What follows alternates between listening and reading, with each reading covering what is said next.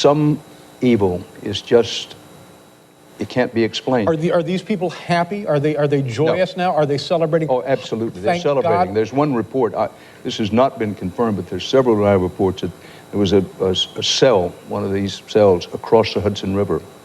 And they got on this is the report. I emphasize, I don't know this for a fact, but there's several witnesses who say this happened. They got on the roof of the building to look across. They knew what was going to happen. Yeah. They were waiting for it to happen, and when it happened, they celebrated. They jumped for joy. In the days after 9/11, while Ground Zero continued to smolder, millions heard Dan Rather and various media outlets repeat vague and unconfirmed reports of arrests that took place that day.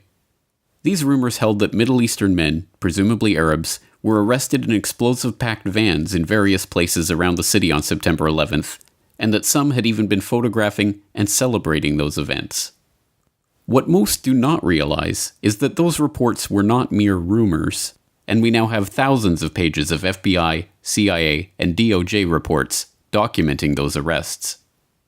My binoculars, and I could see the towers from my window, and this is where I'm looking, and all of a sudden, down there, I see this van parked.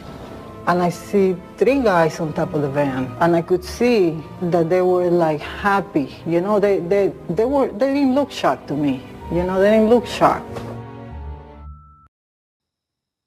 The men were spotted shortly after 8:46 a.m., yet somehow at this early stage, just minutes after the first plane strike on the World Trade Center, they were already positioned in a parking lot in Liberty State Park, taking pictures of the towers and celebrating. They left the scene shortly after being spotted, and at 3:31 p.m. the FBI issued an all-points bulletin advising officers in the greater New York area to be on the lookout for a white 2000 Chevrolet van with Urban Moving Systems sign on back. At 3:56 p.m., the van was spotted traveling eastward on State Route 3 in New Jersey and pulled over by Officer Scott DiCarlo and Sergeant Dennis Ravelli of the East Rutherford Police Department. Inside they found 5 men: Sivan Kurzberg and his brother Paul, Yaron Schmel, Oded Elner, and Omar Marmari. A major terrorist manhunt began, and just 6 hours after the attack, the van was stopped at a roadblock by patrolman Scott DiCarlo. We were asked to detain the van and the passengers. They were just removed from the vehicle, patted down for safety precaution, and detained. 911 call at 410 Park. I think once the FBI arrived, one of them stated that they were on our side, something to that effect. According to the police report of the incident, Sivan Kurzberg told Officer DiCarlo, "We are Israeli. We are not your problem. Your problems are our problems. The Palestinians are the problem." Their official story: they were just Israeli tourists working for a moving company who had heard about the first World Trade Center strike and rushed to get a better view of the events. They told interrogators they were working for Urban Moving, a shipping and storage firm run by an Israeli businessman who often employed Israeli students without work permits. The men say there was an innocent explanation for what was found in the van and their behavior on 9/11. They were, they say, simply on a working holiday. We heard in the news that one of the plane was crashing down the building, and we thought it was an accident at the beginning. So we went up to the roof of Urban Moving, and we saw the building burning. There is a better view from a building in Jersey that is up a hill, a straight line to the World Trade Center. We decided to go up there. It's like 2-3 minutes from the office. Stand over there and take some pictures. Everyone wants a picture like this in his camera. Although this narrative is still trotted out when the story of the dancing Israelis is raised in the media, it is an easily demonstrable lie.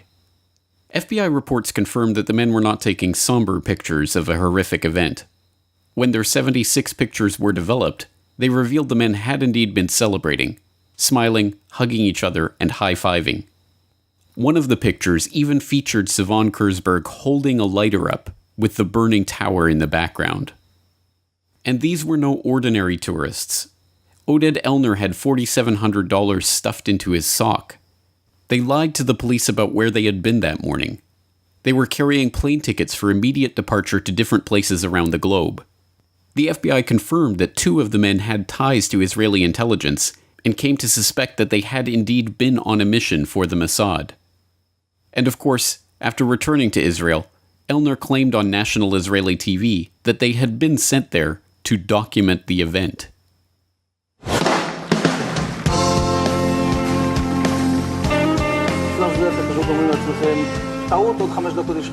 And at that point, we were taken for another round of questioning, this time related to our allegedly being members of Mossad. The fact of the matter is, we are coming from a country that experiences terror daily. Our purpose was to document the event. Their purpose was to document the event? But how could they possibly have known what event they were documenting at that point, before the second plane strike, when those few who even knew about the situation had assumed it to be an accident or pilot error? And when did they arrive at the parking lot to document the event anyway? The FBI reports show how the men gave confused and often conflicting accounts of when and how they learned about what was happening and when they arrived at the parking lot. Oded Elner even said they had arrived there shortly after 8 a.m., which would have been 45 minutes before the attacks even began. This is in line with one of the eyewitnesses that had placed their urban moving systems van at the parking lot at 8 a.m. How could they have been in place and ready to document the event unless they knew what was about to happen? Any way you cut it, this story is unbelievable.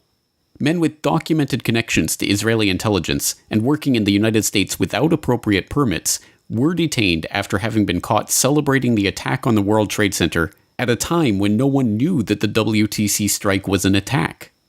So surely these men are locked behind bars to this day, right? Surely they were transferred to Guantanamo and held without trial for 15 years as part of the war on terror, weren't they? No. They were immediately transferred to federal custody, held for 71 days, and then deported back to Israel. The owner of the urban moving systems company that had employed them, Dominic Suter, was investigated by the FBI too. They concluded that urban moving may have been providing cover for an Israeli intelligence operation, and even seized records and computer systems from the company's offices. When they went back to question him again on September 14th, he had fled back to Israel. And what about the dancing Israelis' pictures themselves? The Justice Department destroyed their copies on January 27, 2014. And these intelligence agents on an intelligence mission who were there to document the event of 9/11 before anyone knew 9/11 was taking place? Don't worry, they were just spying on Arab terrorists.